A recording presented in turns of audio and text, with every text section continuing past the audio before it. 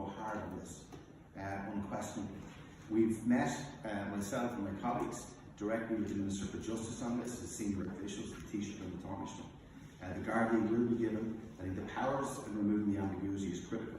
But critically, what Grace's law does here is remove any grey area with regard to if a scrambler is seen on a road, in a park, at a playing pitch, it's illegal.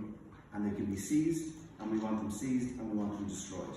And the operational matters within the Gardaí is something, of course, that we're engaged directly with them.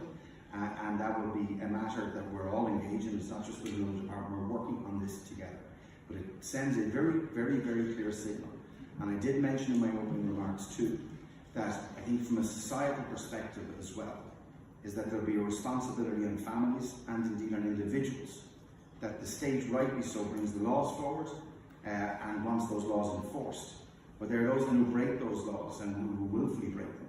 And that cannot and is not acceptable anymore, anywhere. And that's what we'll work together to ensure.